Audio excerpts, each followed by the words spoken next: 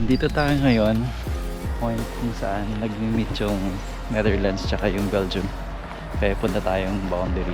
So, Belgium, Netherlands. So nasa kumbaga liblib na lugar tayo ngayon. Tapos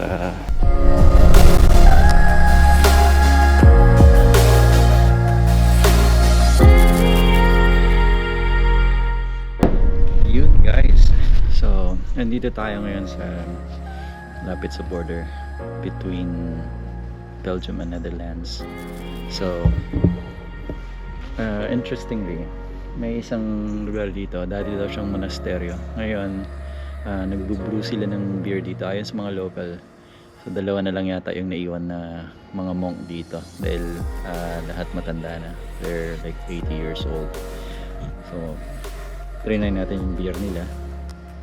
Ayan. Hindi naman tayo umiinom, pero gusto ko lang matry.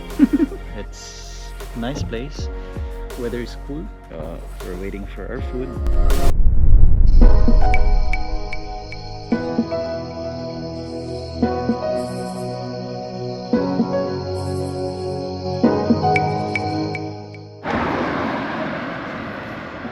Good morning everyone. So nandito tayo ngayon sa Hamont Achel, Belgium. So it's very close to the Netherlands border.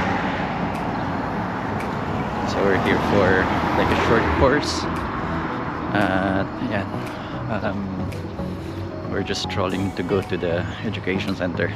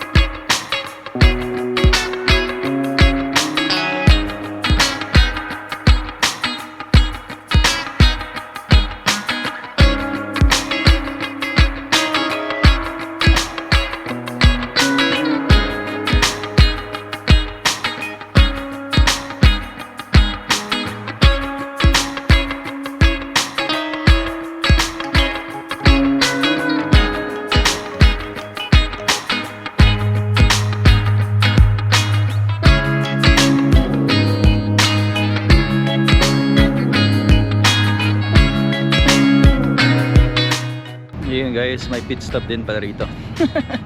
Haba ng biyahe. So hindi pa tayo nakakalabas ng France. Paano pa lang yan? Parang kalahati pa lang. Tagal.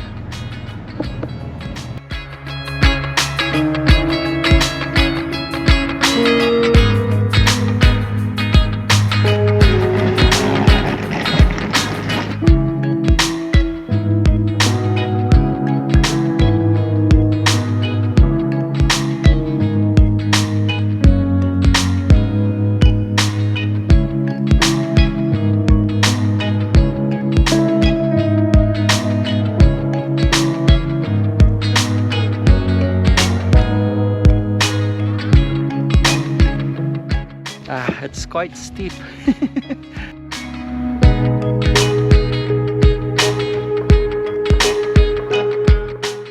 Yun. Tapos na yung malapit na ahon. Nasa taas na tayo. Malapit na tayo dun sa 3-point country. So, tatlong border. I mean, isang border para sa tatlong bansa.